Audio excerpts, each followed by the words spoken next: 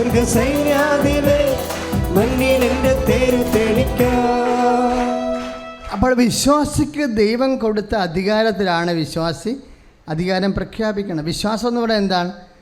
യേശുക്രിസ്തു വിശ്വസിക്കുമ്പോൾ വിശ്വാസിക്ക് ലഭിക്കണ എന്താണ്? പ്രപഞ്ച വസ്തുക്കളുടെ മേലുള്ള അധികാരം. സമയത്തിൻ്റെ മേലും സ്ഥലത്തിൻ്റെ മേലും സാഹചര്യത്തിൻ്റെ മേലുമുള്ള അതുകൊണ്ടാണ് പ്രവർത്തനങ്ങളിലൂടെ, കാരുണ്യ പ്രവൃത്തികളിലൂടെ, പ്രേക്ഷിത പ്രവർത്തനങ്ങളിലൂടെ നിങ്ങൾ ദൈവസ്നേഹം വർദ്ധിപ്പിക്കുമ്പോൾ അച്ഛൻ ഉദ്ദേശിക്കുന്നത് എന്താണ്? ഈ അധികാരം വർദ്ധിപ്പിക്കണം. അപ്പോൾ അവർ ഫിക്സ് ചെയ്ത ഉടനെ ഡേറ്റ്, എന്താ ഡേറ്റ് ഫിക്സ് ചെയ്തത്? നവംബർ 26. ആ നവംബർ 26 ഫിക്സ് ചെയ്തിട്ട് പിന്നെ അതിനെ ഫോക്കസ് ചെയ്താണ് അവർ ഓരോ മൂവ്മെൻറ്റും പ്രാർത്ഥനയിൽ സമീപിക്കുന്നത്. ആ നവംബർ 26 3 മണിക്ക് ഇവളെ എഴുന്നേക്കും. ആ സാക്ഷ്യം കേട്ടില്ലേ നിങ്ങൾ? എഴുന്നേറ്റിട്ട് അമ്മയോട് തൻ്റെ വിശ്വാസം അവസാനം പ്രഖ്യാപിക്കും. അമ്മേ, ടുഡേ ഈസ് നവംബർ 26 ഓവർ. അമ്മ മാറിക്കിടന്ന് ഉറങ്ങും. അമ്മയോട് പറയും ഇന്നാണ് നമ്മൾ പറഞ്ഞിരിക്കുന്ന ഡേറ്റ്. അപ്പോൾ അരമണിക്കൂർ കഴിയുമ്പോൾ അവളുടെ മൊബൈലിലേക്ക് മെസ്സേജ് വരും, യു ആർ സെലക്റ്റഡ്. ശ്രുതികട ഹല്ലേലൂയ.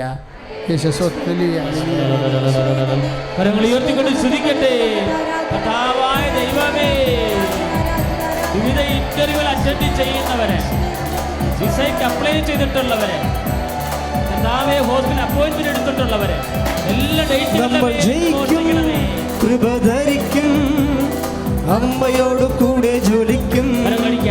നമ്മൾ ജയിക്കും, കൃപ ധരിക്കും, അമ്മയോട് കൂടെ ജോലിക്കും. പരിശുദ്ധ പരമദിവ്യകാരുണ്യത്തിന് അപ്പോൾ ന്യൂസിലൻഡ് ഡിപ്പാർട്ട്മെൻറ്റിൽ നിന്ന്, കോളേജ് ഡിപ്പാർട്ട്മെൻറ്റിൽ നിന്നാണ് നമുക്ക് വിസ വരണം അല്ലേ?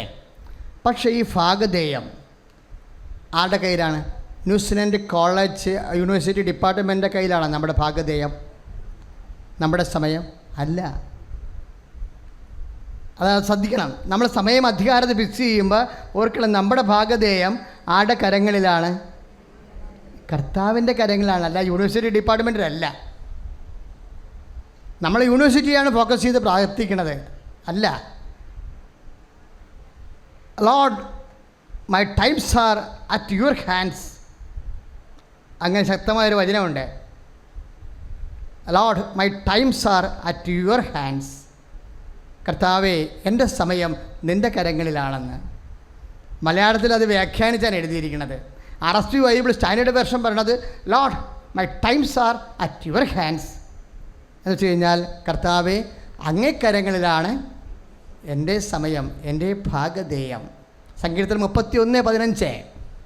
സങ്കീർത്തനം 31:15. Lord, my times are at your hands. കർത്താവേ, അങ്ങേ കരങ്ങളിലാണ് എൻ്റെ ഭാഗധേയം. ഇംഗ്ലീഷ് ബൈബിൾ കറക്റ്റ് ടൈം തന്നെ ഉപയോഗിച്ചിരിക്കുന്നത്.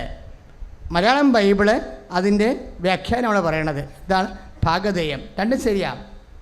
അപ്പോൾ ന്യൂസിലൻഡ് യൂണിവേഴ്സിറ്റിയിലല്ല നിൻ്റെ ഭാഗധേയം, നിൻ്റെ സമയം കർത്താവിൻ്റെ കരങ്ങളിലാണെന്ന്. കർത്താവിനെ വിശ്വസിച്ചുകൊണ്ട് നിൻ്റെ അനുഗ്രഹത്തിൻ്റെ സമയം നീ പരിശുദ്ധ അമ്മയുടെ മധ്യസ്ഥതയിൽ ഫിക്സ് ചെയ്ത് കഴിയുമ്പോൾ ദൈവമാണ് നിനക്ക് തരണത്, അല്ല യൂണിവേഴ്സിറ്റി അല്ല.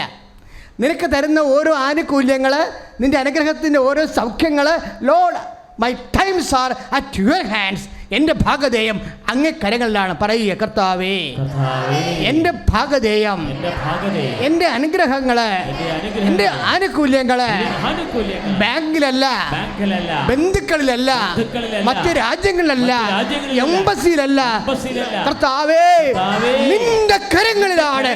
അടിച്ചു കർത്താവ്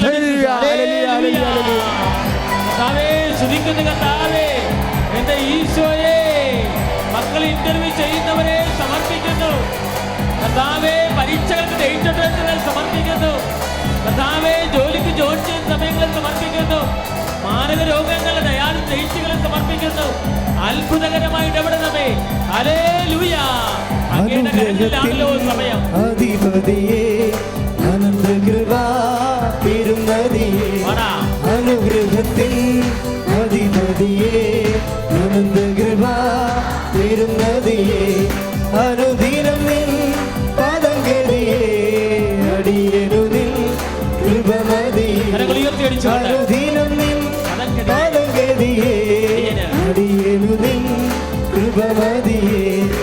അനുഗ്രഹത്തിൻ അധിപതിയേ അനന്തകൃപ അനുഗ്രഹത്തിൻ അധിപതിയേ അനന്തകൃപ പെരുന്നതിയേ. മൂന്നാമത്തെയും നാലാമത്തെയും ഉടമ്പടിയുടെ മുഖമുദ്ര എന്താണ്? I will come with you, ഞാൻ നിങ്ങളുടെ കൂടെ വരും. അതിനാണ് ഈ കാശുരൂപം ജ്ഞാപകമായി പഴയ കാലത്തെ ഉടമ്പടിയുടെ പ്രകാരം അനുസ്മരിപ്പിച്ചുകൊണ്ടാണ് കാശുരൂപം ബ്ലസ് ചെയ്ത് തന്നിരിക്കുന്നത്. അതാണ് കളയരുതെന്ന് പറയുന്നത്. അത് ആധാർ കാർഡ് പോലെ ഐഡൻറ്റിറ്റി പ്രമാണം പോലെ അത് പ്രയോജനപ്പെടുന്നത്. അതെന്താണ്?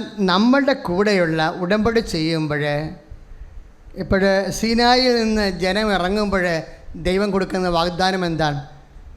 I will come with you. Jericho വരെ അത് പൊടിക്കാൻ ഞാൻ നിൻ്റെ കൂടെ വരും. ജോർദാൻ വറ്റിക്കാൻ ഞാൻ നിൻ്റെ കൂടെ വരും. അതിനാണ് കാശുരൂപം തന്നിരിക്കുന്നത്. അത് പ്രാർത്ഥിച്ചിട്ട് അത്യാവശ്യ സമയങ്ങളിൽ നമ്മൾ വിശ്വാസ പ്രമാണം ചൊല്ലിയെടുക്കും. സീനായിൽ നിന്ന് ഇറങ്ങുമ്പോൾ അതുകൊണ്ട് കഴിഞ്ഞ ദിവസങ്ങളൊരു സാക്ഷ്യം പറഞ്ഞായിരുന്നു. അതായത് ഒരമ്മച്ചി പറഞ്ഞ് ഈശോയോട് പറഞ്ഞ്, എനിക്ക് 4ാം ക്ലാസ് പഠിപ്പേ ഉള്ളൂ. ഞാൻ താമസിക്കുന്നത് എവിടെയാണ്? ഒരു പുഴവരമ്പിലാണ്. എൻ്റെ വീടിന് കരമടച്ചിട്ട് 7 കൊല്ലമായി. വില്ലേജ് ഓഫീസിൽ നിന്ന് തട്ടിയിട്ട് ഞാനിപ്പോൾ തഹസിൽദാർ ഓഫീസിൽ നിന്ന് തട്ടി എന്നെ അങ്ങോട്ടും ഇങ്ങോട്ടും മാറ്റുകയാണ്. അവർ പറയണത്, നിങ്ങൾ നിയമവിരുദ്ധമായിട്ട് താമസിക്കുന്നത്, നിങ്ങൾക്ക് ഞങ്ങളെ ഇതിന് കരമടക്കാനുള്ള അനുവാദം തരത്തില്ല. അപ്പോൾ എനിക്ക് പുതിയ വീടും വെക്കാൻ പറ്റത്തില്ല. ഞാൻ ഉറഞ്ഞു തല്ലി ഇവിടെ കിടന്ന് നശിച്ച് പോകും. അപ്പോൾ ഉടമ്പടി എടുത്തിട്ട് എന്നാ ചെയ്യണത്? ഇവർ കാശുരൂപം പിടിച്ചുകൊണ്ട് പോകും. പറഞ്ഞിട്ട് പറയും, കർത്താവേ, എനിക്ക് 4ാം ക്ലാസ്സേ ഉള്ളൂ. ഞാൻ പോണതിന് മുമ്പ്, ഞാൻ തഹസിൽദാറിൻ്റെ ഓഫീസിൽ എത്തുന്നതിന് മുമ്പ് നീ ചെന്ന് അവനോട് കാര്യം പറയണം, എനിക്കിത് എൻ്റെ കരമടച്ച് തരാൻ പറയണമെന്ന്. അപ്പോൾ അന്ന് വരെ ഉടക്കിയിരുന്ന തഹസിൽദാരെ ഇവർ ചെല്ലുകയും നാളെ രാവിലെ വരാൻ പറഞ്ഞ് നാളെ രാവിലെ ചെന്നപ്പോൾ കരമടച്ച് കൊടുത്തു. പ്രൈസ് ദി ലോർഡ്, ഹല്ലേലൂയ, ഈശ്വരസ്തോത്രം. അതാണ് I will come with you ഉടമ്പടിയുടെ. അതെപ്പോഴും ശ്രദ്ധിക്കുക. അതിൻ്റെ വചനം 33:14 പുറപ്പാട്. കർത്താവ് പറഞ്ഞു എന്ന് പറഞ്ഞ്, ഞാൻ തന്നെ നിന്നോട് കൂടെ വരികയും നിനക്ക് ആശ്വാസം നൽകുകയും ചെയ്യും. പുറപ്പാട് 33:14. കർത്താവ് പറഞ്ഞു, ഞാൻ തന്നെ നിന്നോട് കൂടെ വരികയും നിനക്ക് ആശ്വാസം നൽകുകയും ചെയ്യും. Price the Lord.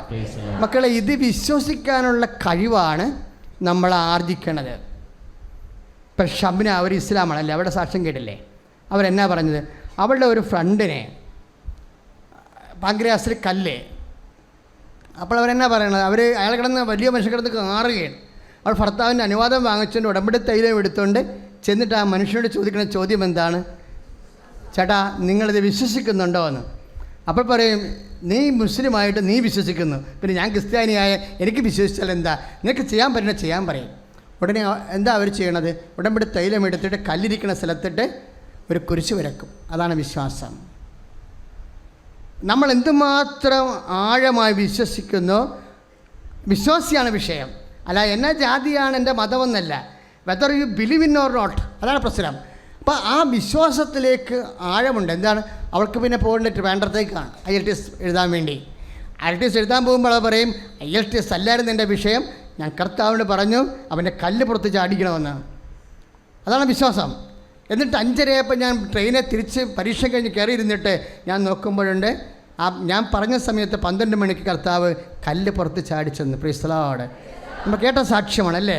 അതെന്താ സംഭവം? നമ്മൾ ഇത് എപ്പോഴും ശ്രദ്ധിക്കേണ്ട വിഷയം, ഈ പറയണതെല്ലാം സത്യമാണ്. പക്ഷേ നമ്മളുടെ വിശ്വാസം അതാണ് ഈ പ്രവൃത്തി കൂടാതെയുള്ള വിശ്വാസം നിർജീവമാണെന്ന് പറയണില്ലേ. അപ്പം നിങ്ങൾ ചെയ്യുന്ന കാരുണ്യ പ്രവൃത്തി, നിങ്ങൾ ചെയ്യുന്ന പ്രേക്ഷിത പ്രവർത്തനം, അത് ഒരു ആചാരവട്ട അനുഷ്ഠാനക്രിയ അല്ല, മറിച്ച് ആ വചനത്തിലുള്ള നിങ്ങളുടെ വിശ്വാസം എന്തുമാത്രം ഉണ്ട്. ഇപ്പം ഞാൻ 10 പത്രം കൊടുക്കാൻ പറഞ്ഞാൽ നിങ്ങൾ 100 പത്രം കൊടുക്കണം. എന്താ കാര്യം? 1 മൈൽ പോകാൻ ഇച്ഛിക്കണവൻ്റെ കൂടെ 2 മൈൽ പോകാനല്ല കർത്താവ് പറഞ്ഞത്. അപ്പോൾ വിശ്വാസത്തിൻ്റെ എല്ലാ പ്രവൃത്തികളും അത് സ്ഥിരീകരിക്കുന്നതിന് അതിൻ്റെ ഇരുട്ട് ചെയ്താണ് നമ്മൾ സ്ഥിരീകരണം മേടിക്കേണ്ടത്. കൈ ഇടിച്ച് കർത്താണ് ശ്രദ്ധിക്കുക.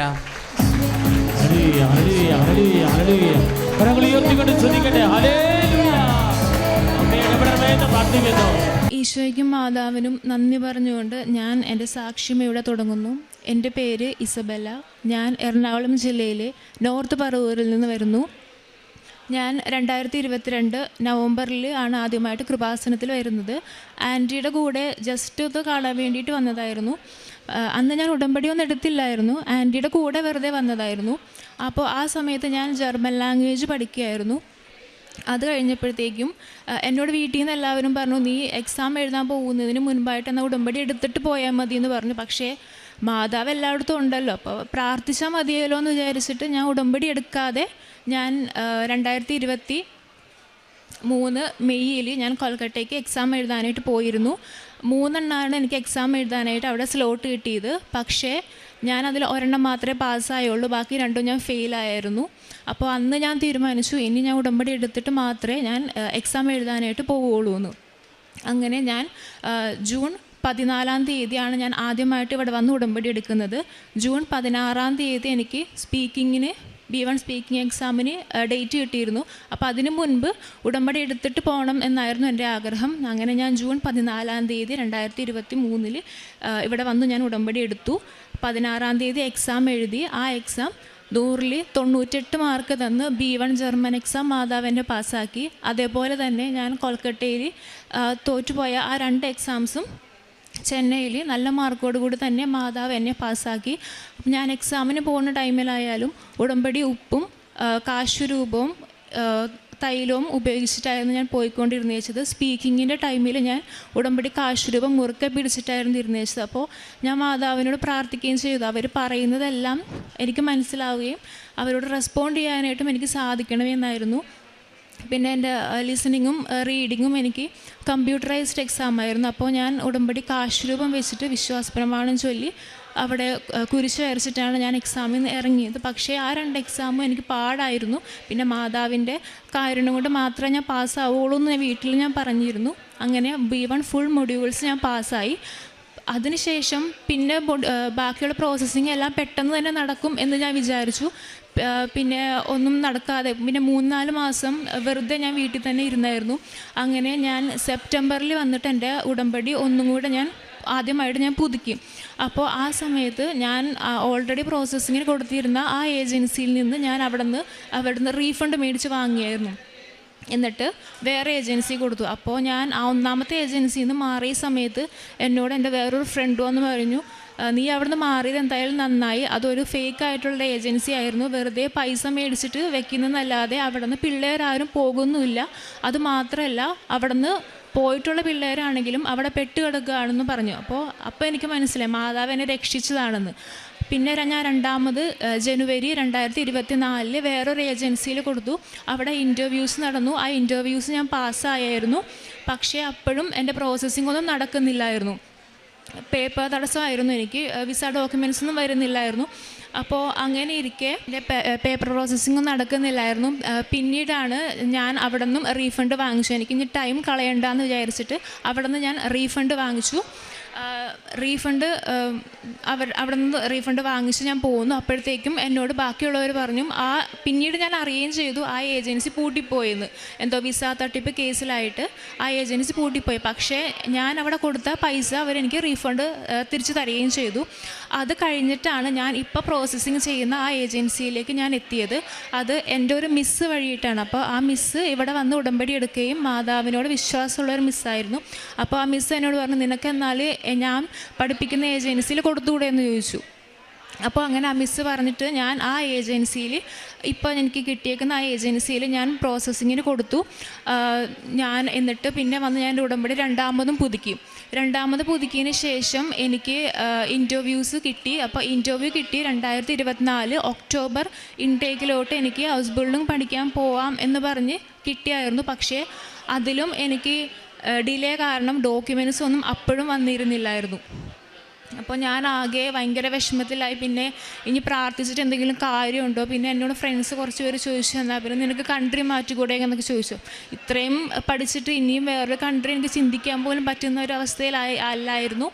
അപ്പോൾ ഞാൻ മാതാവിനോട് ശക്തമായിട്ട് ഞാൻ ആകെ ഡിപ്രസ്ഡ് ആയിരുന്നു. അപ്പോൾ ആ സമയത്ത് എനിക്ക് പള്ളിയിൽ പോകാമെന്നോ അല്ലെങ്കിൽ പ്രാർത്ഥിക്കാനൊക്കെ എനിക്ക് ഒട്ടും താല്പര്യമില്ലായിരുന്നു. പ്രാർത്ഥിച്ചിട്ട് കാര്യമില്ല എന്ന ഒരു മൈൻഡ് സെറ്റിലോട്ട് വരെ ഞാൻ എത്തിയായിരുന്നു. അതിനുശേഷമാണ് ജോസഫ് അച്ഛൻ്റെ ടോക്ക് ഞാൻ ഇൻസ്റ്റയിലും അതേപോലെ യൂട്യൂബിലൊക്കെ ഇങ്ങനെ ഓരോ ടോക്ക് ഞാൻ കേൾക്കാൻ തുടങ്ങിയത്. അതായത് നമ്മളെന്തെങ്കിലും ഒരു കാര്യം ആഗ്രഹിച്ചിട്ട് അത് ദൈവം നമുക്ക് തന്നില്ല എങ്കിൽ അതിൻ്റെ ഇരട്ടി നമുക്ക് ദൈവം തരാൻ വേണ്ടിയിട്ടായിരിക്കും എന്ന് ഞാൻ കേട്ടായിരുന്നു. അപ്പോൾ ആ ഒരു ഇതിൽ ഞാൻ ഉറച്ച് വിശ്വസിച്ചു. അപ്പോൾ പിന്നീട് ഞാൻ പ്രാർത്ഥിക്കാൻ തുടങ്ങി. എനിക്ക് ഓരോ ഇൻ്റർവ്യൂസ് കഴിയുമ്പോഴും ഞാൻ ഇങ്ങനെ പ്രാർത്ഥിച്ചുകൊണ്ടിരുന്നേച്ചേ, അതായത് എനിക്കത് വേണം, എനിക്ക് ഇത് തന്നെ എനിക്ക് പാസ്സാവണം, എനിക്ക് ഈ സ്ഥലത്ത് തന്നെ പോകണം എന്നായിരുന്നു പ്രാർത്ഥിച്ചുകൊണ്ടിരുന്നേച്ചേ. പക്ഷേ അച്ഛൻ്റെ ഈ ടോക്കിന് കേട്ടതിന് ശേഷം എൻ്റെ പ്രാർത്ഥന രീതി ഞാൻ മാറ്റി.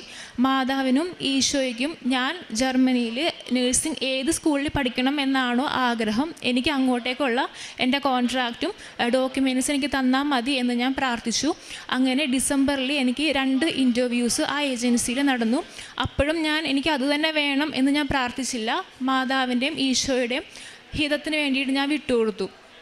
അങ്ങനെ എനിക്ക് ജനുവരി 1st വീക്ക് ആയപ്പോൾ തന്നെ ഇൻ്റർവ്യൂ പാസ്സായി 3 വീക്സ് ആയപ്പോൾ തന്നെ എനിക്ക് എൻ്റെ വിസയും എനിക്ക് എൻ്റെ കോൺട്രാക്റ്റും ബാക്കിയുള്ള വിസ ഡോക്യുമെൻറ്റ്സ് എല്ലാം എനിക്ക് മാതാവ് തന്നു. അതിനുശേഷം വിസയ്ക്ക് വെക്കണം. അപ്പോൾ ഞാൻ മാതാവിനോട് ഞാൻ ചോദിച്ചു, എൻ്റെ അപ്പോഴത്തേക്കും 2ാമത്തെ ഉടമ്പടിയുടെ കാലാവധി തീർന്നായിരുന്നു. അപ്പോൾ ഞാൻ മാതാവിനോട് ചോദിച്ചു, ഞാൻ ഇനി ഉടമ്പടി പുതുക്കണമെങ്കിൽ എന്നോടൊന്ന് പറയണേ മാതാവേ എന്ന് ഞാൻ പറഞ്ഞിരുന്നു. അപ്പോൾ അതിന് മാതാവ് പുതുക്കാൻ വേണ്ടി പറഞ്ഞതാണെന്ന് തോന്നുന്നു. എൻ്റെ വിസ ഒരു ഡോക്യുമെൻറ്റിൽ കുറച്ച് മിസ്റ്റേക്സ് ഉണ്ടായിരുന്നു. അത് എൻ്റെ ജർമ്മനിയിലെ എംപ്ലോയർ എന്നെ അപ്ലൈ ചെയ്തിട്ട് എനിക്ക് തരുന്ന സാവ് ലെറ്റർ എന്ന് പറഞ്ഞ ഡോക്യുമെൻ്റ് ആയിരുന്നു. അത് വിസയ്ക്ക് മെയിൻ ഡോക്യുമെൻ്റ് ആയിരുന്നു. അപ്പോൾ അത് വെക്കാതിരിക്കാനായിട്ട് നമുക്ക് പറ്റില്ല. അപ്പോൾ ഞാൻ ഓൾറെഡി ഡിഗ്രി കംപ്ലീറ്റ് ആയ കാരണം കൊണ്ട് ഞാൻ ഡിഗ്രിയുടെ സർട്ടിഫിക്കറ്റ്സും പിന്നെ മോട്ടിവേഷൻ ലെറ്ററിലും ഡിഗ്രിയുടെ കാര്യം എഴുതുന്നുണ്ട്. പക്ഷേ ഈ വിസയുടെ മെയിൻ ഡോക്യുമെൻ്റായ സാവ് ലെറ്ററിൽ അവർ ഡിഗ്രി ഇല്ല എന്ന ഓപ്ഷനാണ് ടിക്ക് ചെയ്തുകൊണ്ടിരുന്നത്. അപ്പോൾ അത് കണ്ടപ്പോഴത്തേക്കും എനിക്ക് ആകെ ടെൻഷനായി. പിന്നെ എനിക്ക് മനസ്സിലോട്ടൊന്നും, ഞാൻ മാതാവിനോട് ചോദിച്ചായിരുന്നല്ലോ ഉടമ്പടി പുതുക്കണമെന്ന്, അപ്പോൾ അതിനുള്ളൊരു അടയാളമായിട്ടായിരിക്കും മാതാവ് തന്നതെന്ന് ഞാൻ വിചാരിച്ചിട്ട് ഞാൻ ഫെബ്രുവരിയിൽ വന്ന് എൻ്റെ ഉടമ്പടി 3ാമതും ഞാൻ പുതുക്കി. അതിന് ശേഷം ഞാൻ അതിൻ്റെ പത്രപ്രവർത്തനത്തിന് വേണ്ടിയിട്ട് വീട്ടിൽ നിന്ന് പോയി പത്രങ്ങളൊക്കെ കൊടുത്തു. പിന്നെ അന്ന് തന്നെ ഞാൻ ഓൾഡ് ഏജ് ഹോമിലും പോയി അവിടുത്തെ അമ്മച്ചിമാരോട് സംസാരിക്കുകയും അവർക്ക് ഭക്ഷണങ്ങളൊക്കെ കൊടുത്തു. പിന്നെ എൻ്റെ മുമ്പിൽ വന്ന് യാചിച്ച ആൾക്കാർക്ക് എൻ്റെ കയ്യിലുള്ള പൈസ ഞാൻ കൊടുക്കുകയും ചെയ്തു. അന്ന് ഞാൻ വീട്ടിലെത്തിയതിന് ശേഷം എന്നോട് ഏജൻസിയിൽ നിന്ന് ആ ചേച്ചി പറഞ്ഞു, എൻ്റെ വിസ അപ്പോയിൻമെൻറ്റ് മാർച്ചിലായിരുന്നു എടുത്തിരുന്നത്. പക്ഷേ മാർച്ചിലായിരുന്നെങ്കിൽ എനിക്ക് അധികം ടൈം എനിക്ക് കിട്ടില്ലായിരുന്നു. എനിക്ക് മാർച്ച് 10-ാം തീയതി ആയിരുന്നു VFS അപ്പോയിൻമെൻറ്റ് എടുത്തിരുന്നത്. പക്ഷേ അന്ന് എടുത്തിരുന്നെങ്കിൽ മാർച്ച് 27, 28 ആകുമ്പോഴത്തേക്ക് വിസ കൈ കിട്ടുള്ളൂ. അതിപ്പോൾ റിജക്ഷൻ ആയാലും അല്ലെങ്കിലും റിജക്ഷൻ ആയിരുന്നെങ്കിൽ എനിക്ക് കിട്ടിയില്ല എങ്കിൽ എനിക്ക് ഏപ്രിൽ 1 ക്ലാസ്സിന് എനിക്ക് പോകാനായിട്ട് സാധിക്കില്ല. അപ്പോൾ ഞാൻ മാതാവിനോട് അങ്ങനെ പ്രാർത്ഥിച്ചു. അപ്പം ഞാൻ ഈ കാരുണ്യപ്രവൃത്തികളെല്ലാം ചെയ്ത് വീട്ടിലെത്തി അന്ന് തന്നെ ഏജൻസിയിൽ നിന്ന് എന്നെ ചേച്ചി വിളിച്ചിട്ട് പറഞ്ഞു, നമുക്ക് VFS അപ്പോയിൻമെൻറ്റ് നേരത്തെ ആക്കാമെന്ന് പറഞ്ഞു. അങ്ങനെ ഫെബ്രുവരി 21-ാം തീയതി ഞാൻ വിസയ്ക്ക് വെച്ചു. വിസയ്ക്ക് വെക്കുന്നതിൻ്റെ തലേ ദിവസം ഞാൻ പോകുന്നതിന് മുൻപ് തന്നെ ഉടമ്പടി കാശുരൂപം വെച്ചിട്ട് വിശ്വാസപ്രമാണവും പ്രത്യക്ഷീകരണ പ്രാർത്ഥനയും ചൊല്ലി എൻ്റെ 25 ഡോക്യുമെൻറ്റ്സിലും ഞാൻ പ്രാർത്ഥിച്ചു, കുരിശ് വരച്ച് പ്രാർത്ഥിച്ചതിന് ശേഷമാണ് ഞാൻ VFSലോട്ട് പോയത്. VFSലോട്ട് പോയപ്പോഴും ഞാൻ ഉടമ്പടി കാശുരൂപം ഞാൻ കയ്യിൽ പിടിച്ചിരുന്നു. എല്ലാത്തിലും ഞാൻ മാതാവിനോട് ഞാൻ കൊടുക്കാട്ടോ മാതാവേ നോക്കിക്കോളണേ എന്ന് പറയുകയും ചെയ്തു. പിന്നെ എൻ്റെ ആ ഡോക്യുമെൻറ്റിലുണ്ടായിരുന്ന ആ ഒരു മിസ്റ്റേക്ക് അത് എൻ്റെ എംബസിയിൽ ചെക്ക് ചെയ്യുന്ന ആൾക്കാരുടെ അത് അവർ ശ്രദ്ധിക്കാതെ പോണേ മാതാവേ എന്ന് ഞാൻ പ്രാർത്ഥിച്ചുള്ളൂ. കാരണം എനിക്കെന്ന് പറയുമ്പോഴത്തേക്കും ഡിഗ്രി ഉള്ള കാരണം കൊണ്ട് റിജക്ഷന് ചാൻസസ് ഭയങ്കര കൂടുതലാണ്. അവരെന്തെങ്കിലും റീസൺ നോക്കി റിജക്റ്റ് ചെയ്യാൻ വേണ്ടി നിൽക്കുകയാണ്. അപ്പോൾ അതിൻ്റെ ഇടയ്ക്ക് ഇങ്ങനൊരു മിസ്റ്റേക്ക് കൂടി വന്നപ്പോഴത്തേക്കും ഞാൻ ആകെ ഭയങ്കര നെർവസ് ആയിപ്പോയി. അപ്പോൾ ഞാൻ മാതാവിനോട് എല്ലാ ദിവസവും ഞാൻ പ്രാർത്ഥിക്കുമായിരുന്നു, അത് ആ മിസ്റ്റേക്ക് അവർ ശ്രദ്ധിക്കാതെ പോണേന്ന്. അങ്ങനെ പ്രാർത്ഥിച്ചതിൻ്റെ ഫലമായിട്ട് മാർച്ചിൽ തന്നെ എനിക്ക് 1 വീക്ക് കഴിഞ്ഞപ്പോൾ തന്നെ എനിക്ക് എൻ്റെ പാസ്പോർട്ടിൽ വിസ അടിച്ച് കിട്ടി. ഞാൻ ടിക്കറ്റ് എടുത്തു. ഏപ്രിൽ 1-ാം തീയതി ഞാൻ ജർമ്മനിക്ക് പോവുകയാണ്. പിന്നെ എനിക്ക് ഇതിനു മുൻപും ഞാൻ 10ഓളം ഇൻ്റർവ്യൂസ് ഞാൻ അറ്റൻഡ് ചെയ്തിട്ടുണ്ടായിരുന്നു. അതിൽ നിന്നെല്ലാം ടോപ്പ് യൂണിവേഴ്സിറ്റിയിൽ ടോപ്പ് സ്കൂളിൽ തന്നെയാണ് എനിക്ക് മാതാവ് നഴ്സിംഗ് പഠിക്കാനായിട്ട് എനിക്ക് അവസരം തന്നത്.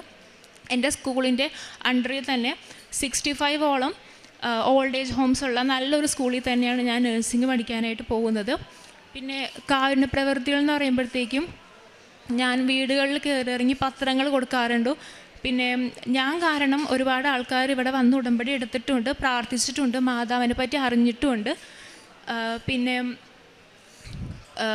കാരുണ്യ പ്രവൃത്തികളായിട്ട് ഓൾഡ് ഏജ് ഹോമുകളിൽ പോവുകയും അവിടുത്തെ അപ്പച്ചന്മാരെയും അമ്മച്ചിമാരെയൊക്കെ കാണുകയും അവർക്ക് ഭക്ഷണങ്ങളൊക്കെ കൊടുക്കുകയും സംസാരിക്കുകയും ഒക്കെ ഞാൻ ചെയ്തിട്ടുണ്ട്. പിന്നെ എൻ്റെ ആത്മീയ ജീവിതത്തിൽ എന്ന് പറയുമ്പോഴത്തേക്കും ഞാൻ അങ്ങനെ അധികം ഒരു ക്രിസ്ത്യാനി ആണെങ്കിലും അധികം അങ്ങോട്ട് വിശ്വാസ ജീവിതത്തിലോട്ട് ഉണ്ടായിരുന്ന ഒരു വ്യക്തി അല്ലായിരുന്നു. പള്ളിയിൽ പോകുന്നു, പ്രാർത്ഥിക്കുന്നു, വരുന്നു. അതല്ലാതെ വിശുദ്ധ കുർബാനയുടെ മഹത്വം അറിഞ്ഞൊന്നും ആയിരുന്നില്ലായിരുന്നു ഞാൻ ആദ്യമേ ഉണ്ടായിരുന്നത്. പിന്നെ ഉടമ്പടി എടുത്തതുകൊണ്ടല്ല, ഉടമ്പടി എടുത്ത് അതിൽ ജീവിക്കാൻ തുടങ്ങിയത് കൊണ്ടാണ് എനിക്ക് വിശുദ്ധ കുർബാനയുടെ മഹത്വവും ബൈബിളിലതും എല്ലാം എനിക്ക് മനസ്സിലായതും അതനുസരിച്ച് ചെയ്യാനും സാധിച്ചത്. ബൈബിൾ വായന എന്നൊക്കെ പറയുമ്പോൾ പള്ളിയിൽ കുർബാനയ്ക്ക് എന്തെങ്കിലും വായിക്കുക എന്നല്ലാതെ വീട്ടിൽ വന്നതിന് ശേഷം ഞാൻ ബൈബിൾ കൈകൊണ്ട് പോലും തൊടില്ലായിരുന്നു.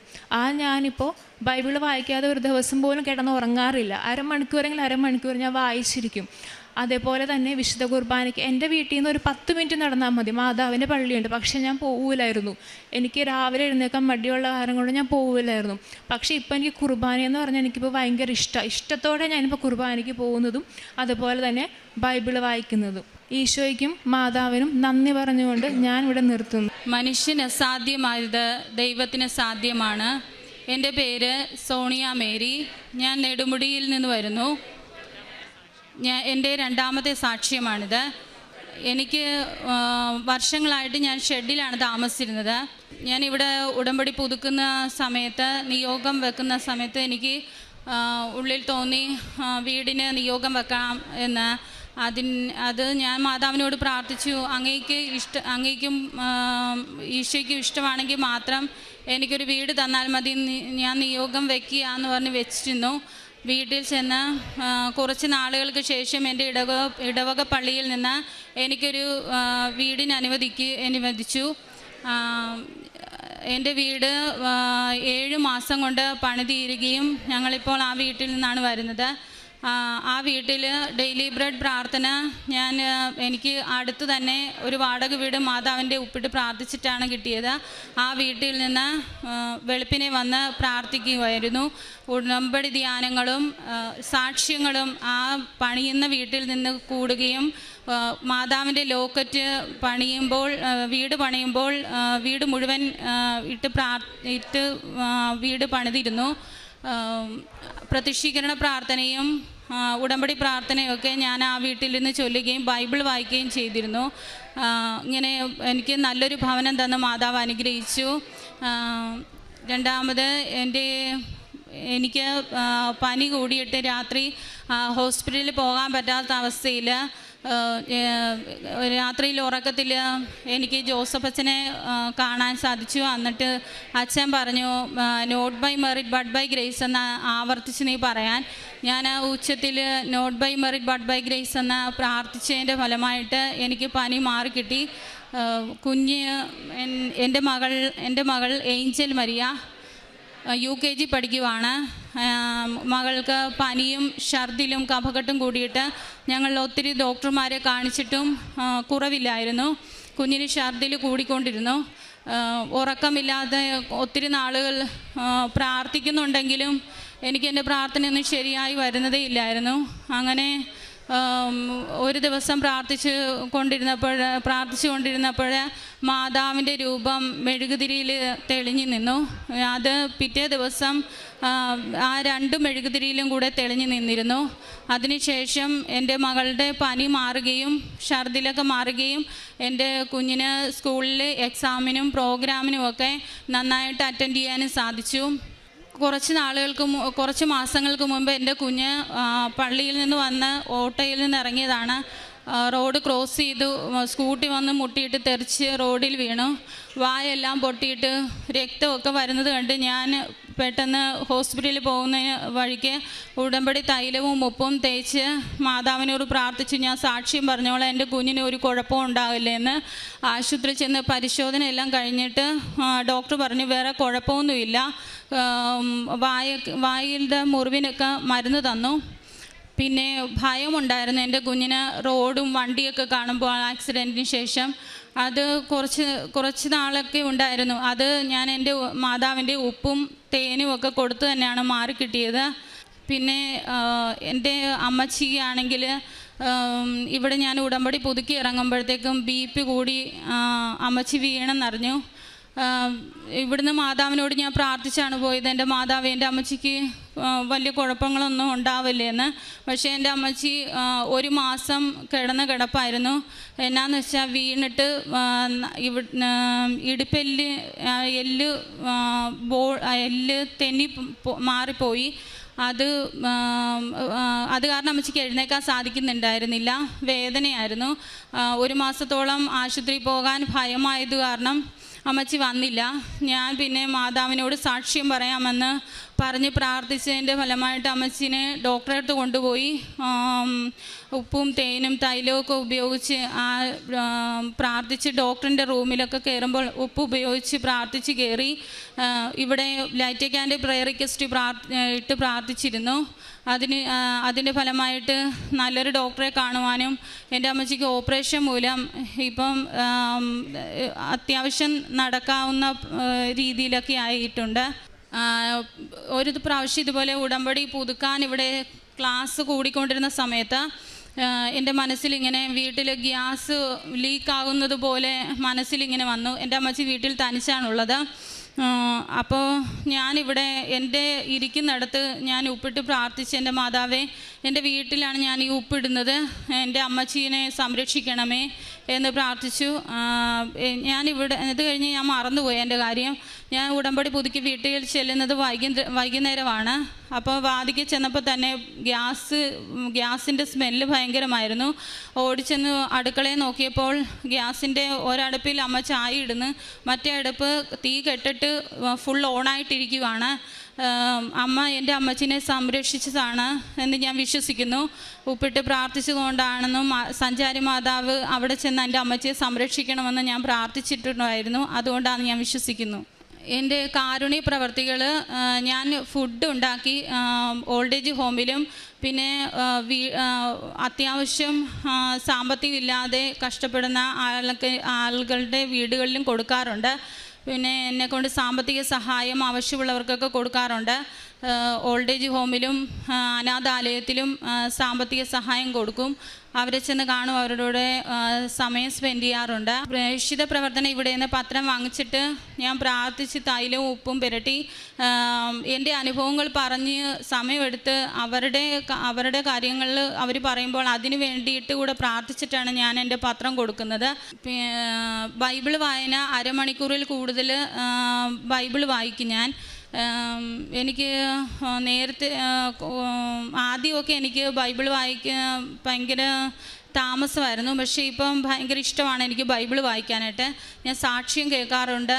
എല്ലാ ദിവസവും കുറഞ്ഞത് 3 സാക്ഷ്യമെങ്കിലും കേട്ടിട്ട് ഷെയർ ചെയ്യാറുണ്ട്. ഡെയിലി ബ്രെഡ് പ്രാർത്ഥന എല്ലാ ദിവസവും ആ സമയത്ത് തന്നെ ഞാൻ കൂടാറുണ്ട്. ആരാധന കൂടിയിട്ട് ഷെയർ ചെയ്യും. പിന്നെ മറ്റുള്ളവരോടൊക്കെ അമ്മ മാതാവിനെ ഈശോനെയും കുറിച്ച് പറയും. ഞാൻ എൻ്റെ ആരെ കണ്ടാലും എൻ്റെ കാര്യങ്ങൾ സംസാരിക്കുന്നതിനേക്കാളും കൂടുതൽ എൻ്റെ ഈശോനെ അമ്മ മാതാവിനെയും കുറിച്ച് പറഞ്ഞ് അവരെ ഈശോയിലേക്ക് അടുപ്പിക്കാൻ ഞാൻ ശ്രമിക്കാറുണ്ട്. എപ്പോഴും ഞാൻ കാശുരൂപം കയ്യിൽ കൊണ്ട് നടക്കാറുണ്ട് എൻ്റെ സംരക്ഷണത്തിനായിട്ട്. ജപമാല ചൊല്ലിയാണ് ഞാൻ വീട്ടിലും എവിടെ പോയാലും യാത്രയിലും ഞാൻ ജപമാല ചൊല്ലിയാണ് നടക്കാറുള്ളത്. ഇത്രയും അനുഗ്രഹങ്ങൾ തന്ന എൻ്റെ ദൈവമാതാവിനും ഈശോയ്ക്കും ഒരുപാട് നന്ദി പറയുന്നു.